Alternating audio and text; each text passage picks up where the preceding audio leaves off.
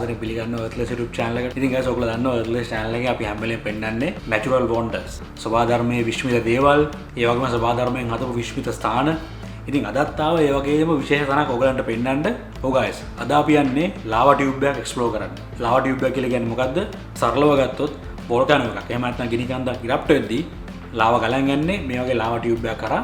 ඉතින් මේ lava tube එක කරා lava ගලන් ගිහලා ඉවරනට පස්සේ ඒ tube එක ඒ විදිහට මිතුරු වෙනවා. ඉතින් අද බලන්න යන්නේ මේ වගේ ඉතුරු වෙච්ච tube එකක්. දැන් මේ lava tube එක සම්බන්ධ වෙන්නේ ඇමරිකාවේ Mount St. Helens කියන volcano එකට. දැන් මේ Mount St. Helens කියන volcano එක කොහෙද තියෙන්නේ? ඒක තියෙන්නේ ඇමරිකාවේ Washington state එකේ. ඉතින් දැන් මාත් එක තරහින් ඉඳපුවා මේ වෙලාවේ Mount St. Helens පෙන්නන්න බැරි වුණාට මම අනිවාර්යයෙන්ම ඉස්සරහට ඔයගන්න Mount St. Helens පෙන්නනවා. මොකද ඒක හරි විශේෂ තැනක්. ඒ මොකද Mount St. Helens එක erupt වුණේ අන්තිමට 1980 වෙදී. ඉතින් ඒක erupt වෙද්දී ඒ volcano එකේ කොටසක් කඩලා ගියා. ඉතින් එහෙම කඩලා ගිහිල්ලා erupt වෙච්ච monument එක තාම ඒ විදිහටම තියෙනවා. ඉතින් මම හිතනවා ඒක බලන්න වටිනම දෙයක් කියලා. ඉතින් අනාගතේ මම ඔයගොල්ලන් අනිවාර්යයෙන් මේක පෙන්වන්න බලාපොරොත්තු වෙනවා. ඉතින් අද බලන්න යන්නේ Mount St. Helens එකට සම්බන්ධ වෙච්ච ඒ volcanic tube network එකේ. එහෙම නැත්නම් lava tube network එකේ එක lava tube එකක්. මම ටක් ගහලා ගිහලා explore කරමු lava tube එක මොන වගේද කියලා. කලින් දැකලා නැහැනේ. අද ගිහලා බලමු.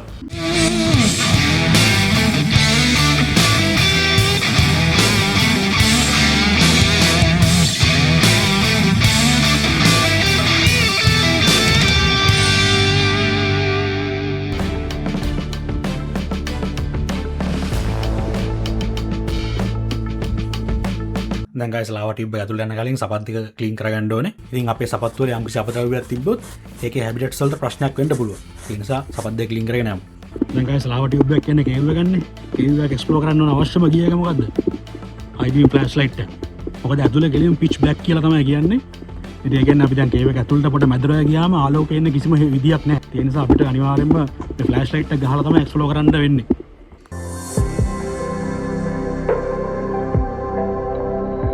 ඉතින් මේ තමයි ඒ lava tube එකේ entrance එක. අනිත් විශේෂ දේ තමයි මේ තමයි ඇමරිකාවේ දිගම continuous lava tube එක. ඉතින් මේ lava tube එකේ දිග miles 2.5ක්. ඒ කියන්නේ කිලෝමීටර වලින් ගත්තොත් කිලෝමීටර 4ක් විතර දිගයි.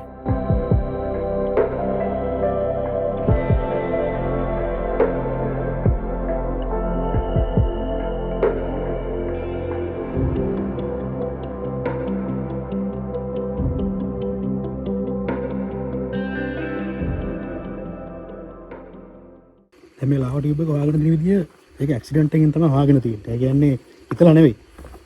එතන ඒගොල්ලෝ විශේෂයෙන් ගස් ලොගර්ස්ලා කියලා කියන ගමන් ගස් කපන කට්ටිය ඒගොල්ලන් දැකලා තියෙනවා මෙතන පොළොව ගිලා බහිනවා.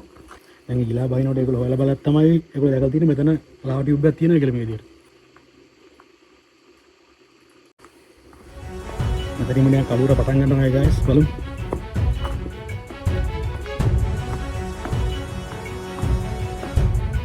guys officially අපි දැන් lava tube එක ඇතුළට තමයි ආවේ. හොඳට බලන්න.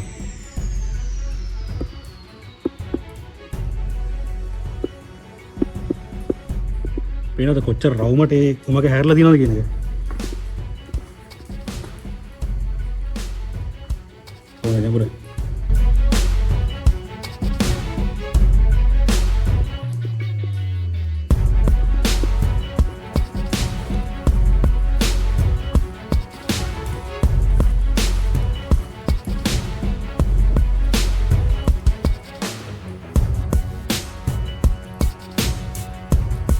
මම දැන් ටෝච් එක ඔෆ් කරලා පෙන්නන්නම් මොන වගේ කලුවරද කියලා මෙතන. දැන් බලන්න කොච්චර කලුවරද කියලා. අර යටින් පේන්නේ පොඩ වැඩි පේන්නේ ඒක අපි ආපු එන්ට්‍රන්ස් එක. එන්ට්‍රන්ස් එක මේ පැත්තේ ගත්තොත් මොකද පේන්නේ? අපලේර.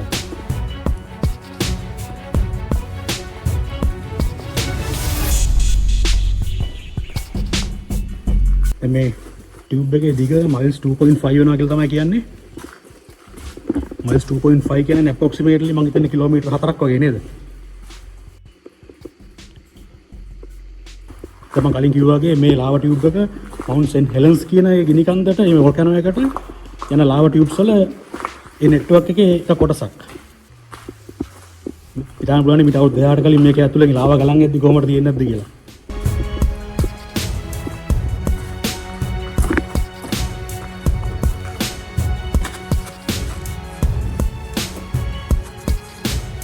වතුර නිසා ඉස්සර ගතිය දිනවා පොඩ්ඩක්.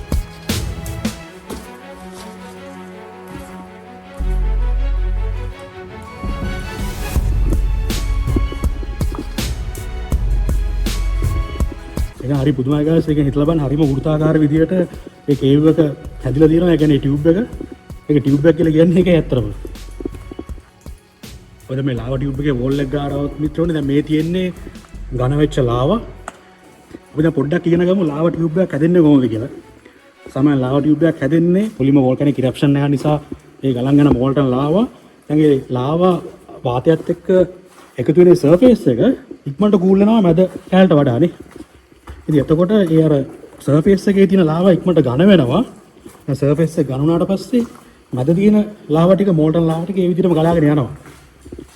ඊට පස්සේ මේ ලාවා ටික ගලන් ගියාට පස්සේ අපි කියනවා ලාවා ඩ්‍රේනේජ් එක කියලා.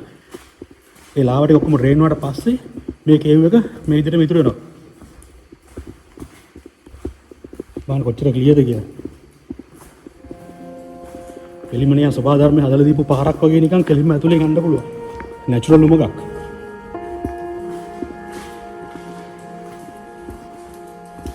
ෆ්ලෑෂ් ලයිට් එක ගෙනල්ලා තමයි.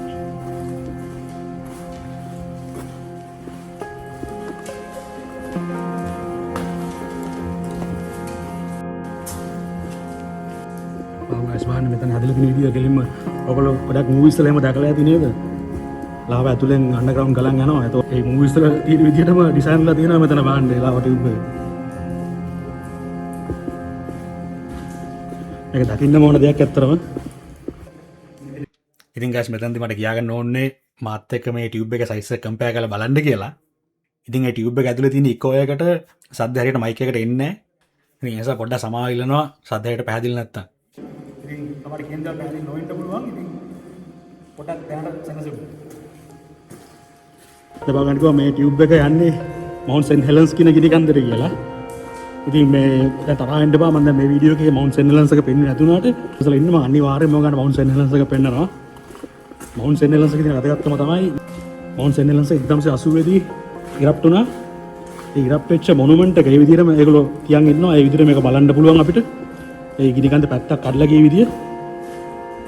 හැබැයි දැන් කන්ෆියුස් වෙන්න එපා. දැන් මේ ලාවා ටියුබ් එකෙන් නෙවෙයි මවුන්ට් සෙන්ට් හෙලන්ස් එකේ ඒ ඉරප්ෂන් එක 1980 දී උනේ. දැන් මේ ලාවා ටියුබ් එක ඇතිවලා තියෙන්නේ මීට අවුරුදු 2000කට කලින්. ඒ කියන්නේ අපි දල වශයෙන් ගත්තොත් ක්‍රිස්තු වර්ෂ 100 ගණන් වල වගේ නේද? මේ හරිනම් ටියුබ් එක මාරම ක්ලියර්. ඒ කියන්නේ පොළවත් මාරම ෆ්ලැට්. ඒ කියන්නේ කෙලින්ම මොකක් හරි මැෂින් එකකින් ඒ කියන්නේ කෙලින්ම අපි දන්නවා දැන් ටනල්ස් එකම හාරන බෝරින් මැෂින්ස් තියෙනවානේ. ඒ වගේ බෝරින් මැෂින් එකකින් කෙලින්ම හැරුවා වගේ තමයි මට ෆීලිං එක මේ වෙලාව වෙන්නේ. මම හිතන්නේ මම දැන් ටියුබ් එකේ ඕල්මෝස්ට් 1 මයිල් විතර ඇතුළට ඇවිදන් ඇවිල්ලා තියෙන ගයිස්. දැන් මම ලයිට් එක ඔෆ් කරන්නම්.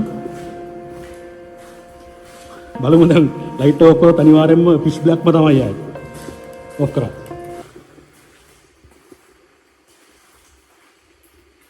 Oh guys, කෙලින්ම පිච් බ්ලැක්.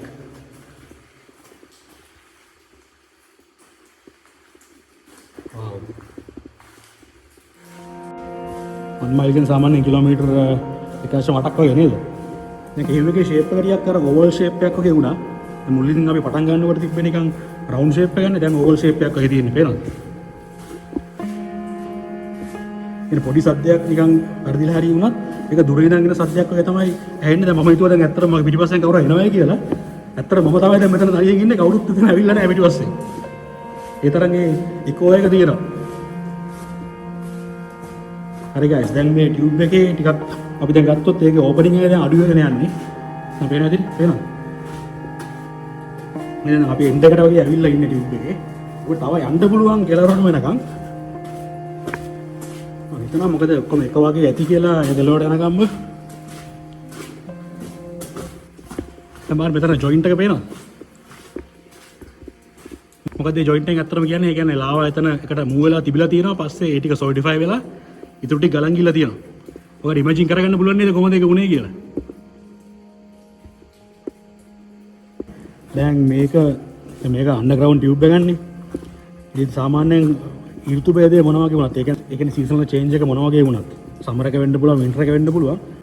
මේක ඇතුලේ ටෙම්පරේචර් එක මේ ටියුබ් එක ඇතුලේ ටෙම්පරේචර් එක ෆැරන්හයිට් 42ක් ඒ ලෙවල් එකේ තියෙනවා කියලා තමයි කියන්නේ. ඒක වෙනස් වෙන්නේ නැහැ කියලා ඊයර් අරන්. ඒ මොකද ඒ තරම් අපි අන්ඩර්ග්‍රවුන්ඩ් දැන් ඇවිල්ලා ඉන්නේ පොළොවට. ඉතින් එළිය ටෙම්පරේචර් එක මොන වගේ වෙනස් වුණත් ඒක එච්චර ලොකු ඉම්පැක්ට් එකක් නැහැ ටියුබ් එක ඇතුලේ ටෙම්පරේචර් එකට. දැන් ගයිස් බලන්න මේ ටියුබ් බෝල් එකේ ඔයගලන්ට පේනවා ඇති නිකන් තීරු දැටි වගේ ගිය ස්වභාවයක් තියෙනවා නේද? නිකන් තීරු වගේ තියෙන නිකන් ඒක සම්පූර්ණ ෆ්ලැට් නෑ. පොඩි එක්ස්ට්‍රූෂන්ස් තියෙනවා වගේ පේනවද ඔයගලන්ට? ඒකෙන් අපිට කියන්න පුළුවන් තමයි ගයිස් ඒකේ ලාවා ගලන් ගියපු බව අනිවාර්යෙන්ම. ඒ මොකද ඒ වගේ පර්ෆෙක්ට්ලි ෆ්ලැට් නැති ගතිය අපිට බලා ගන්න පුළුවන් එන්නේ ඒ ෆ්ලෝ එක නිසා. ඒ කියන්නේ මොකක් හරි ගලන් ගියා මොකක් ලික්විඩ් එකක් වගේ එකක් ගලන් ගිය නිසා තමයි ඒක ඒ විදිහට අපිට පේන්නේ. මම ඔයගලන්ට කලින් වීඩියෝස් කරලා තියෙනවා බීකන් රොක් කියලා කරලා තියෙනවා නේද? වෝල්කැනික් වෝටර්ෆෝල්ස් ඔයගලන්ට පෙන්නලා තියෙනවා. ඉතින් ඒ වෝල්කැනික් ඇක්ටිවිටීස් නිසා හැදිච්ච ඒ වගේ ෆෝමේෂන්ස් වල අනිවාර්යයෙන්ම අපිට බලා ගන්න පුළුවන් ඒ ලික්විඩ් එක ගලන් ගිය විදිය. ඒගොල්ලෝ උදේට බලාගත්ත ලාවා ටියුබ් එක මොන වගේද කියලා. ඉතින් මට හරිම ආසාවක් තිබ්බා ගොඩක් කාලේ ඉඳන් මම ලාවා ටියුබ් එකක් පෙන්නන්න. හිතෙනවා ගන්නට මේ එක්ස්පීරියන්ස් එක අලුත්ම එක්ස්පීරියන්ස් එකක් වෙන්නද කියලා. එහෙනම් මම නවතින් තමයි බැලුවේ. එමනම් මෙතෙක් දවස් සර්ප්ලේස් වලට සබ්ස්ක්‍රයිබ් කරලා නැත්නම් ප්ලීස් පල්ලයට ගිහලා සබ්ස්ක්‍රයිබ් කරන්න. බෙල් බටන් එක ඔබන්න. ඉතින් මේ වගේ අලුත් දෙයක් ඉගෙන ගන්න සහ අලුත් දෙයක් බලා ගන්න අනිවාර්යයෙන්ම සර්ප්ලේස් එකක ඉන්න ඕන. එහෙනම් ගාස් දැන් මම නවතිනවා. අපි අත්පාර ගෙන්නස් එකට යන්න ඕනේ. එමනම් හැමෝටම පීස්. ඒක සම්පූර්ණ.